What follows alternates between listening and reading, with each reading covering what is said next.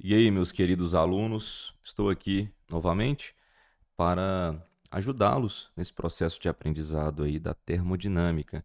Eu sei que em sala não dá para a gente fazer todas as questões por causa do tempo, e aí eu resolvi gravar para vocês a resolução completa do módulo 6 sobre primeira lei da termodinâmica, tá? Então, assim, nesse primeiro bloco teremos todas as questões de aprendizagem. Num próximo bloco, todas as questões dos propostos, tá? Para não ficar tão grande o vídeo. E aí você caça a questão que você está precisando tirar dúvida, né? Enfim, vamos lá? Questão 1 diz o seguinte: um gás ideal é comprimido, isso aqui é importante, né?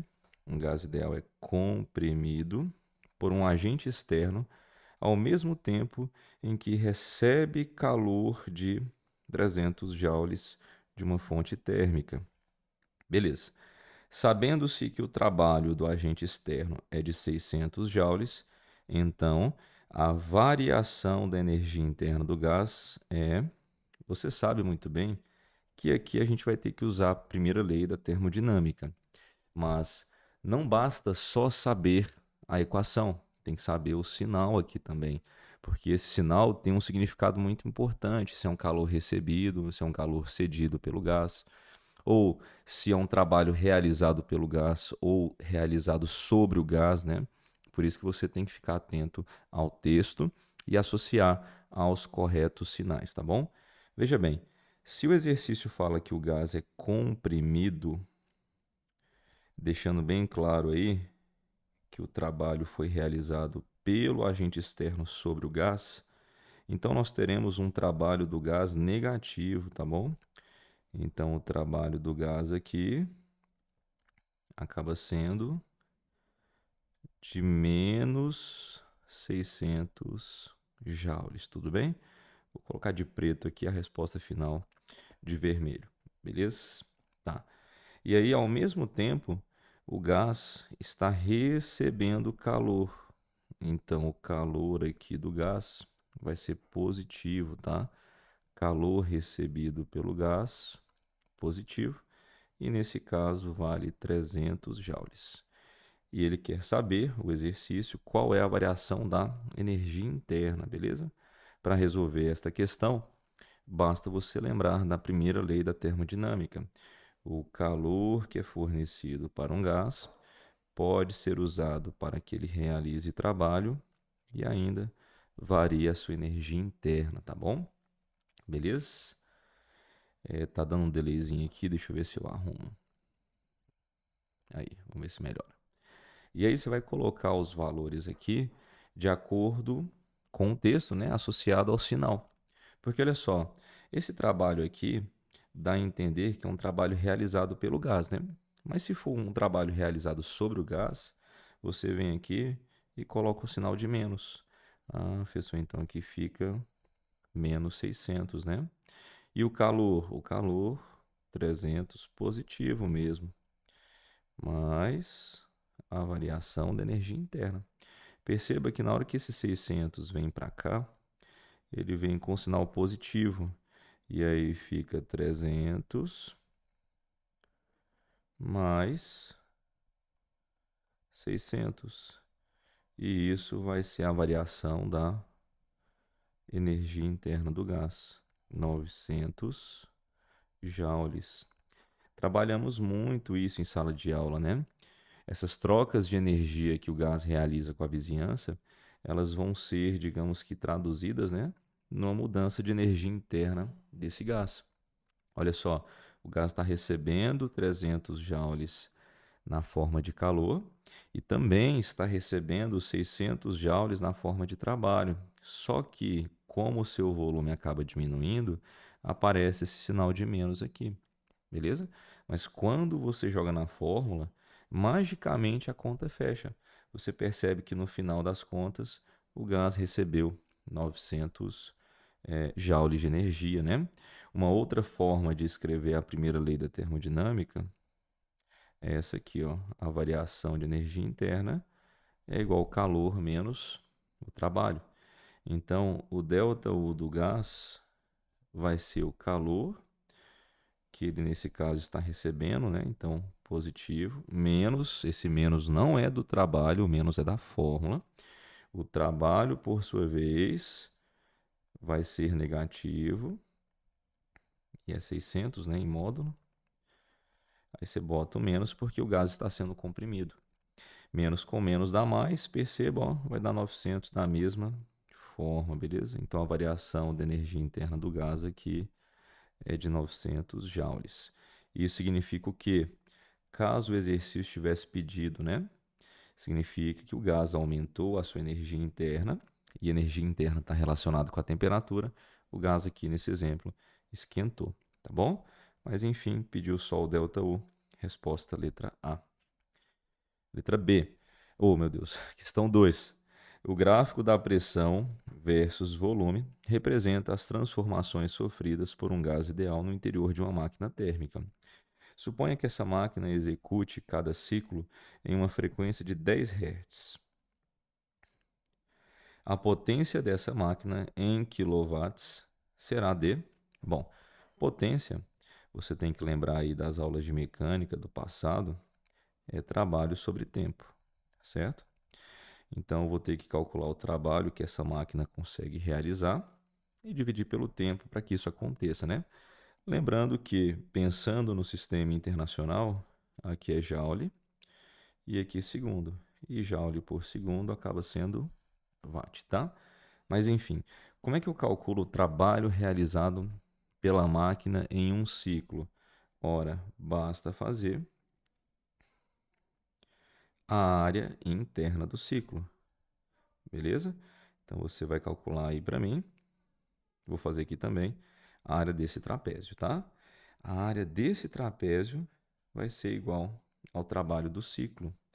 Quando você tem transformações cíclicas, é assim que você calcula o trabalho do ciclo, tá? Então, essa área aqui vai ser numericamente igual ao trabalho do ciclo, tudo bem? E aí, entra a matemática em jogo, né? Geometria. A base maior vale 4. A base menor vale 2. A altura também vale 2. E detalhe, hein? A gente está fazendo aqui a questão, mas você tem que se atentar ao fato de que a área do gráfico é igual ao trabalho se, exclusivamente se, o gráfico for pressão por volume, tá? Então, dá uma olhada ali nos eixos para ver se realmente é pressão por volume, porque se fosse pressão por temperatura ou volume por temperatura, já não daria certo fazer a área para obter o trabalho, tá bom? Então, confere aí se realmente é pressão por volume, que aí a área vai ser igual ao trabalho, né? Tudo bem? Fechou? E detalhe, hein? Eu estou fazendo a área interna porque eu quero o trabalho do ciclo, mas o exercício poderia muito bem ter pedido assim para vocês, ó. Calcule o trabalho, vou chegar aqui para o canto.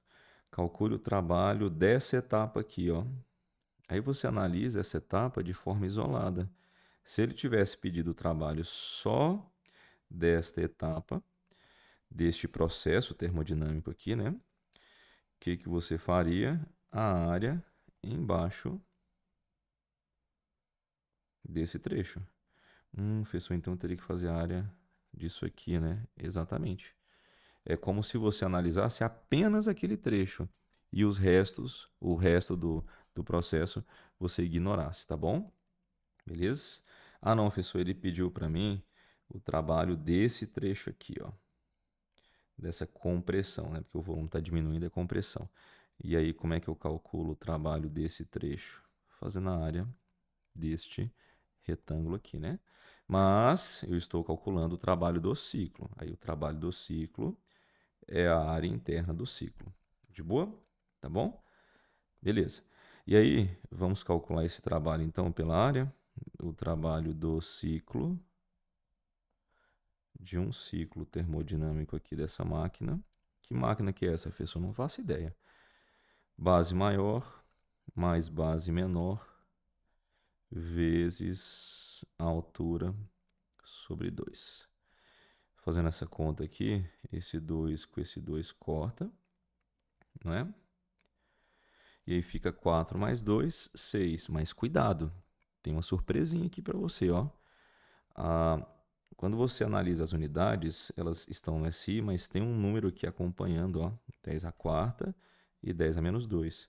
E aí, professor, eu tenho que colocar esses valores na resposta, não posso esquecê-los. Então aqui vai ficar 10 à quarta e também eu coloco 10 a menos 2. E as unidades, professor? Bom, pressão está em Newton por metro quadrado. O volume está em metro cúbico.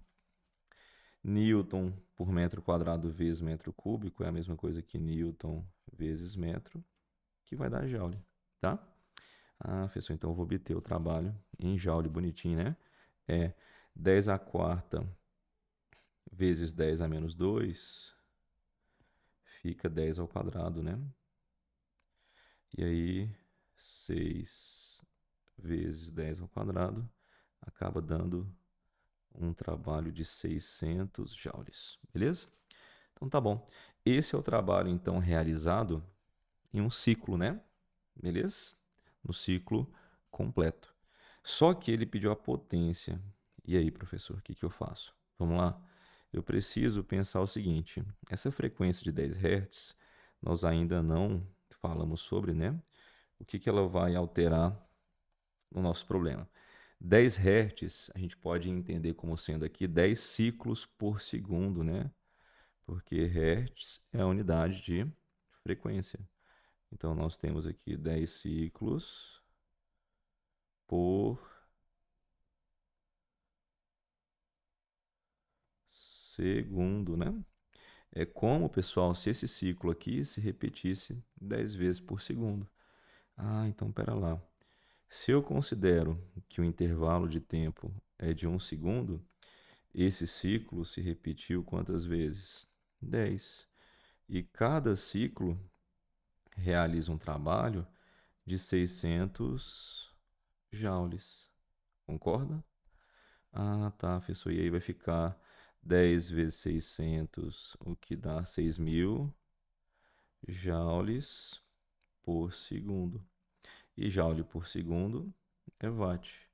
Então, nós teremos aqui 6 quilowatts. Pronto. Esta, de fato, é a nossa resposta, tá? É isso que o exercício quer, a potência da máquina, então, 6 quilowatts. Suave? Tranquilo?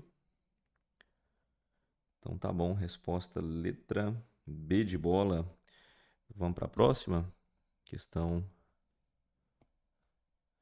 3. Questão 3 fala assim: essa questão, gente, é uma questão bem confusa, tá? O exercício inventou moda aqui, então muita gente talvez tenha errado, mas não é porque você não sabe o conteúdo, é porque você não entendeu o que que ele quis aqui. Olha só, um estudante encontra num livro a primeira lei da termodinâmica escrita da seguinte forma: ΔE igual a menos, abre parênteses, Q mais W, onde ΔE é a variação de energia interna. Se numa transformação o sistema absorve 6 joules de calor e realiza trabalho de 8 joules, os valores de Q e W compatíveis com essa expressão para ΔE são, respectivamente, o W aqui seria o trabalho, né? Work em inglês. Mas o que que você percebe? Ele trouxe a primeira lei da termodinâmica de um jeito um pouquinho diferente do que a gente está acostumado, né? Porque eu te ensinei a primeira lei da termodinâmica assim, ó, calor é igual a trabalho mais variação da energia interna, tá? Foi assim que eu te ensinei em sala. Ou, se você preferir, ΔU é igual a calor menos trabalho. Mesma coisa, né? Tá. Aí ele vem, o danadinho do exercício, e fala para você que a variação da energia interna, que seria o ΔU, né? Mas ele chama de ΔE, é menos o calor mais o trabalho, certo?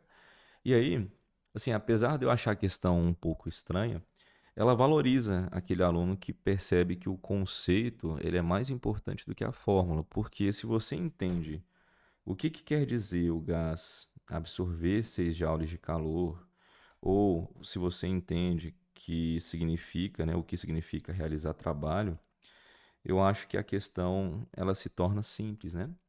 Porque absorver calor é ganhar energia, realizar trabalho é gastar, não é?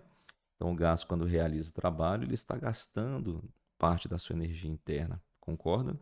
Mas aqui ele está recebendo. Enfim, dá para você ter uma ideia de como resolver a questão, né?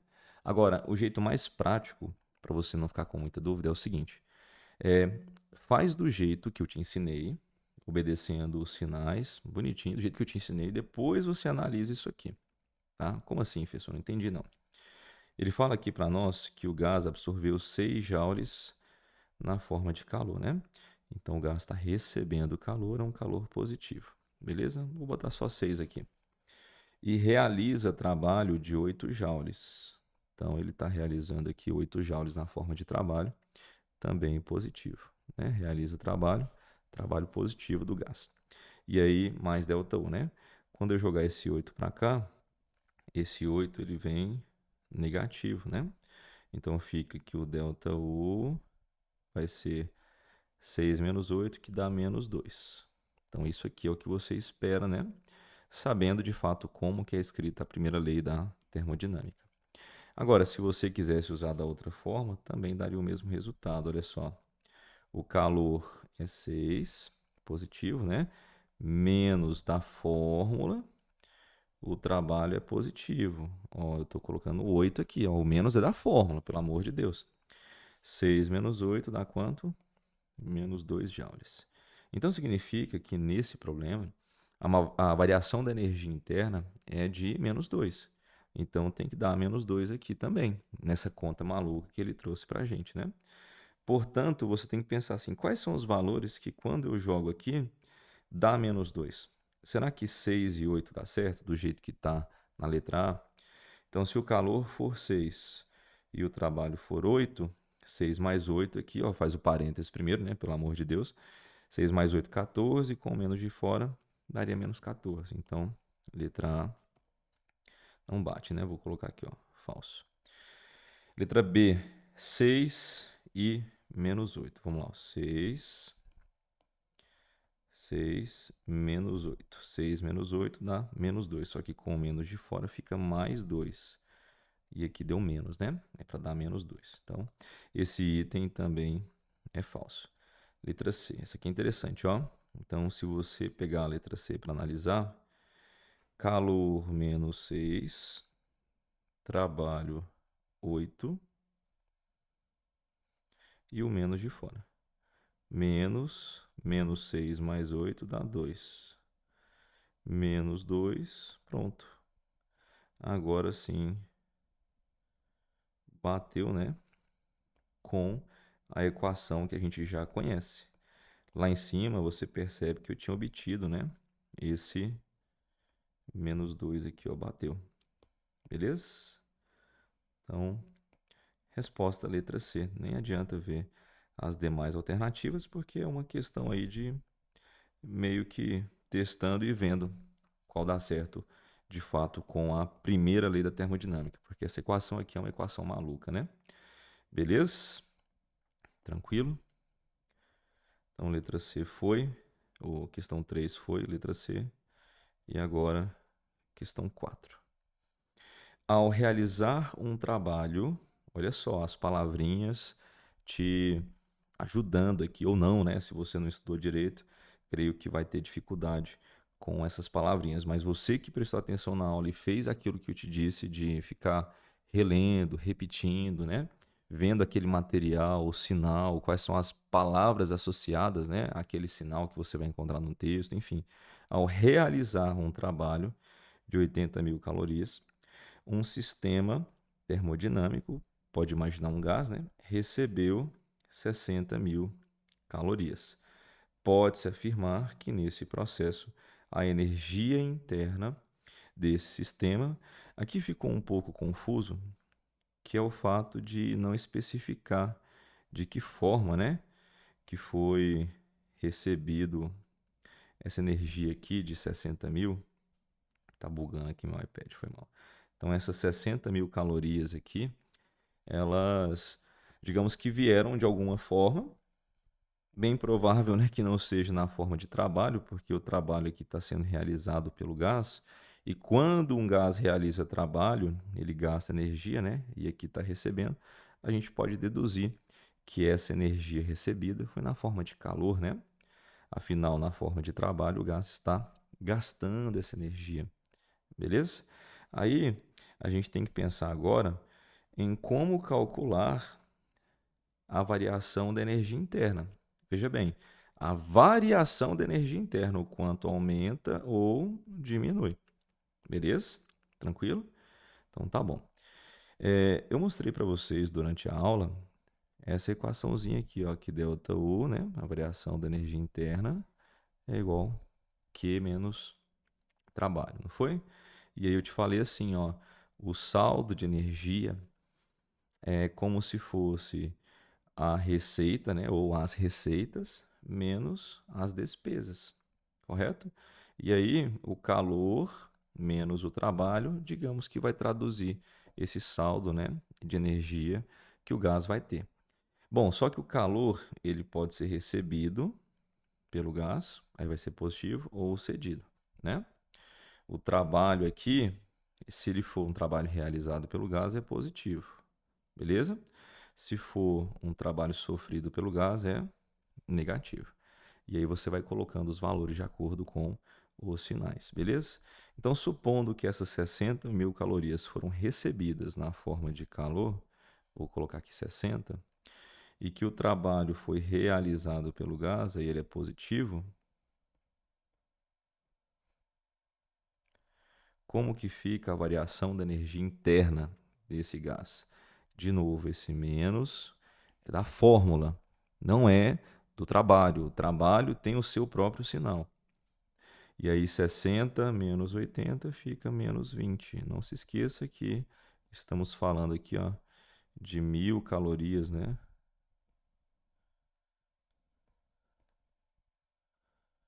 Então pronto.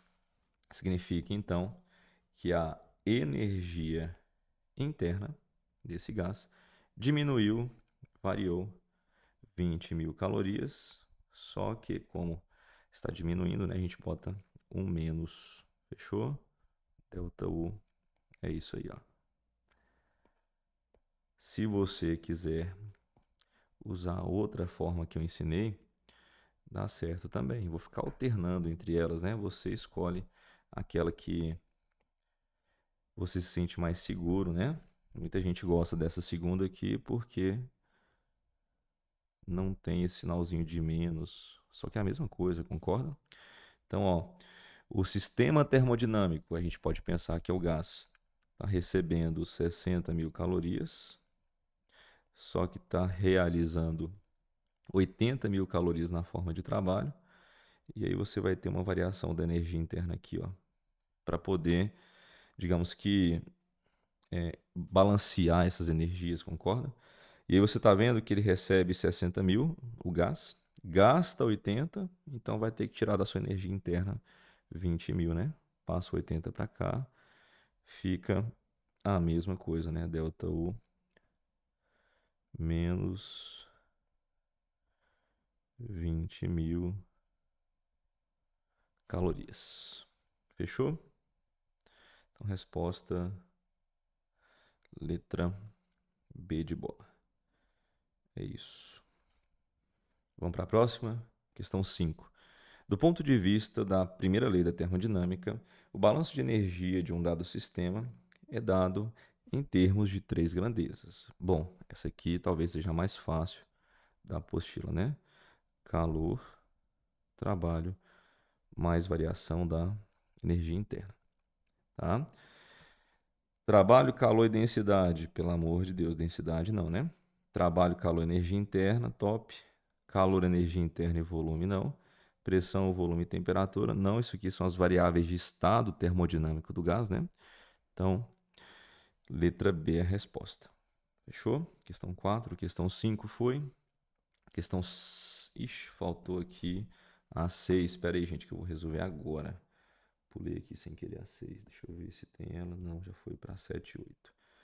Me dá um segundinho aqui que eu vou arrumar. agora.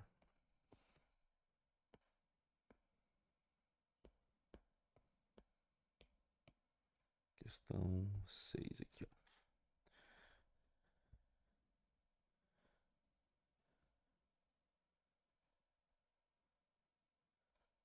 Espera aí, questão 6.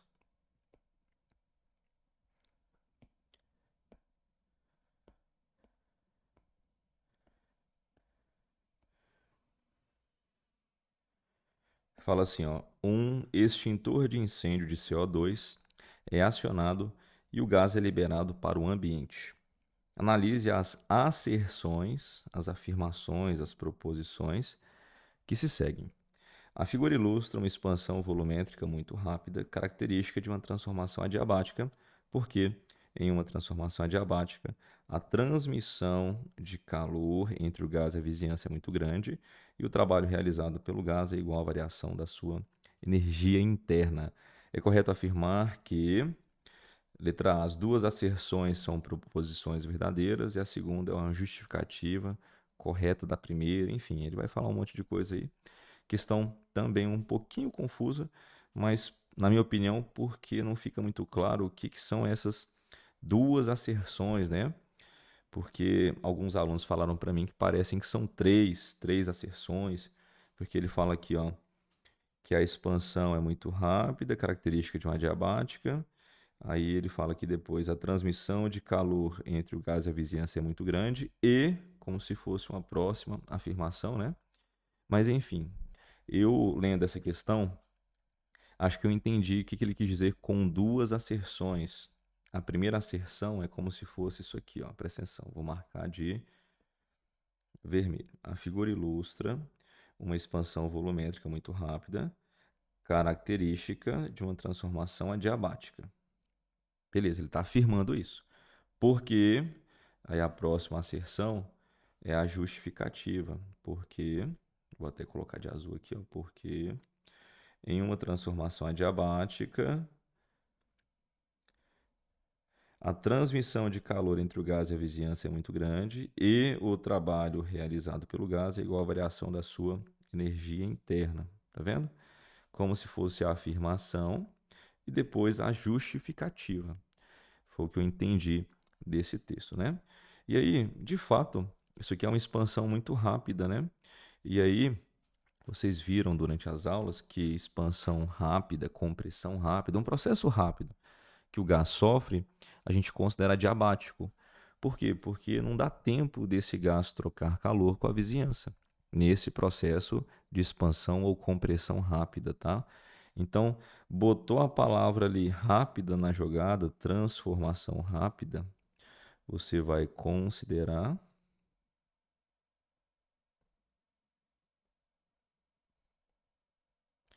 um processo adiabático. Mas o que significa adiabático? Adiabático é aquele processo em que a troca de calor do sistema com a vizinhança é nula. Ou seja, o calor trocado aqui é zero, tá? O que está em desacordo com a justificativa que está marcada de azul aí. É mesmo isso? É. O primeiro trecho está certo. De fato, é uma transformação adiabática. Só que, olha o que vem depois. Porque em uma transformação adiabática, a transmissão de calor entre o gás e a vizinhança é muito grande. Não é muito grande, não, é zero, hein? E o trabalho realizado pelo gás é igual à variação da sua energia interna. Se a gente quiser levar a rigor, falta um sinal aí. Por quê? Veja bem. Aplicando a primeira lei da termodinâmica, calor é igual a trabalho mais ΔU, certo? Beleza. Se você considera um processo adiabático, esse calor vale zero. Esse calor sendo zero, fica assim, ó, a soma do trabalho com ΔU é zero. Em outras palavras, se um é positivo, o outro é negativo. Se um é negativo, o outro é positivo, né? Porque para dar zero a soma de duas coisas, é porque essas coisas têm sinais opostos. Então, numa expansão, trabalho positivo, adiabática, hein? O ΔU vai ter que ser negativo. Então, o que a gente está afirmando aqui? Que o trabalho, se eu passar o ΔU para o outro lado, vai com o sinal trocado, né? É menos a variação da energia interna. E ele está falando que é exatamente igual, né? Então, se a gente for levar a rigor, teria que ter um menos também aí na jogada, né? A não ser que ele falasse em módulo, porque se falasse em módulo aí esse menos aqui não faria diferença, né? Porém, a rigor é assim que funciona, né? Se eu tenho um trabalho positivo, a variação de energia interna é negativa. E a variação de energia interna ser negativa significa o quê, pessoal? Que o gás diminuiu a sua temperatura, porque a energia interna está relacionada à temperatura. Por isso que a resposta dessa questão é a letra C. A primeira asserção é verdadeira, só que a segunda asserção, que seria a justificativa da primeira, né, é falsa. Portanto, resposta letra C de cachorro, né? Beleza? Questão 7.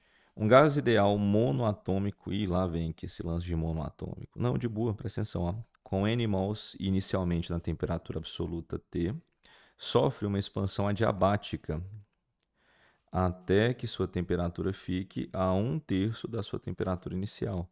Logo, o gás.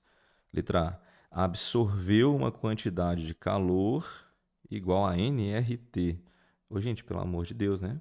Se é uma transformação adiabática, não tem quantidade de calor aqui sendo absorvida ou cedida, né? Não faz sentido. O calor é zero, concorda? Então, letra A, falsa. Letra B. Se expandiu isobaricamente a pressão constante. Também não, porque olha só, numa transformação adiabática, o produto PV elevado a gama é constante. Isso aqui é característica de transformações que nós chamamos de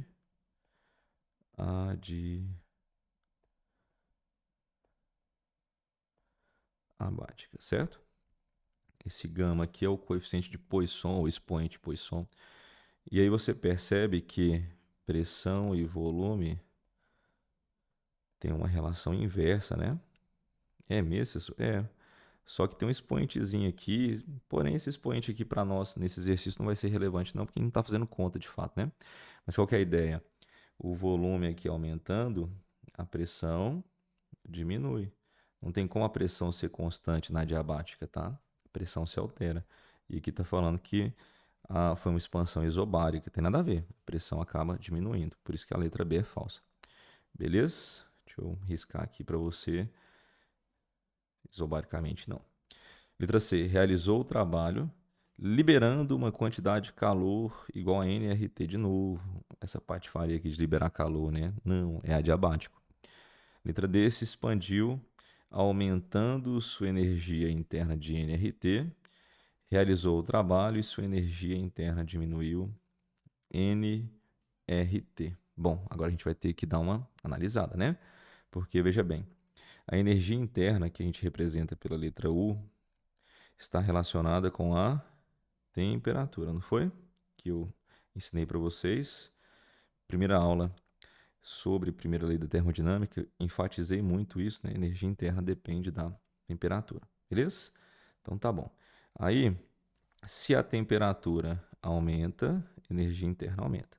Se a temperatura diminui, energia interna diminui.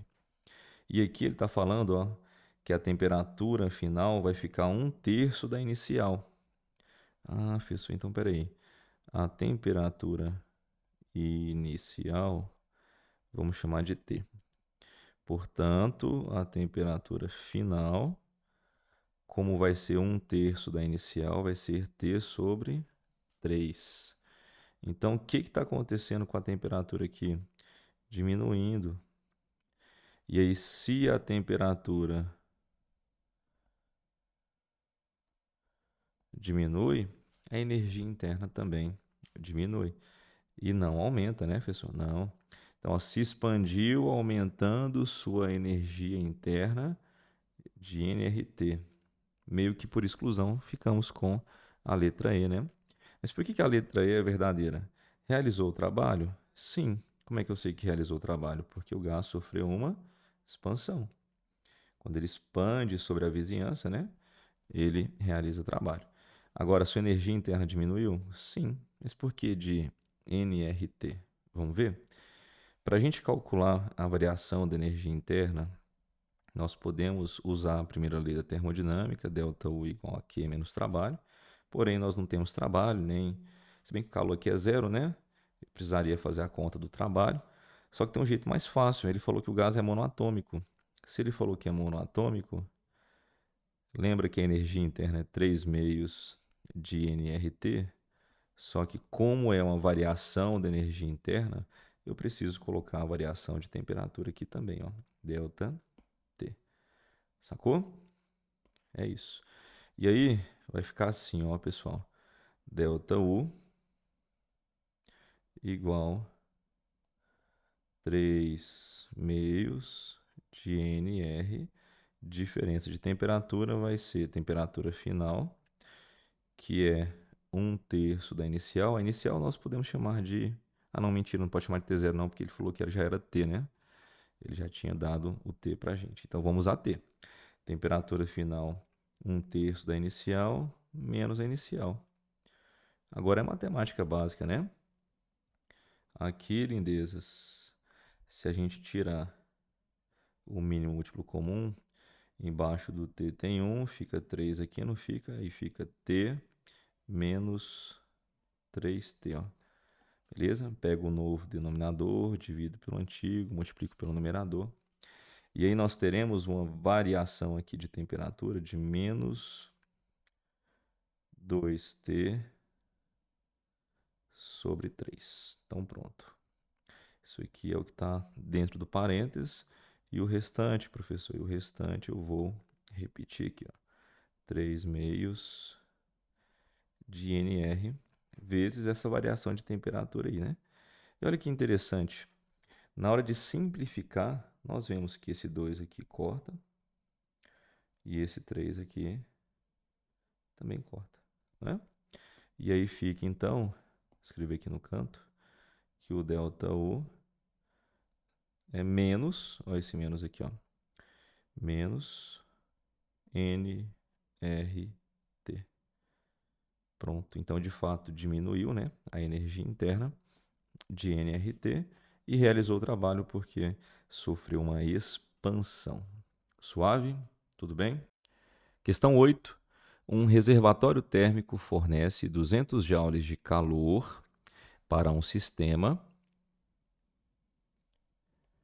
ao mesmo tempo em que o sistema realiza um trabalho de 10 calorias. Perceba que são unidades diferentes aqui, hein? Durante este processo, não ocorrem outras trocas de energia do sistema com o meio exterior. A variação da energia interna do sistema, medida em joules, é igual a... Ele deu aqui que uma caloria vale 4,186 joules. Ele quer saber o ΔU, né? Para isso, basta jogar na primeira lei da termodinâmica. Ferezinho me ligando, vagabundo. ΔU é igual a Q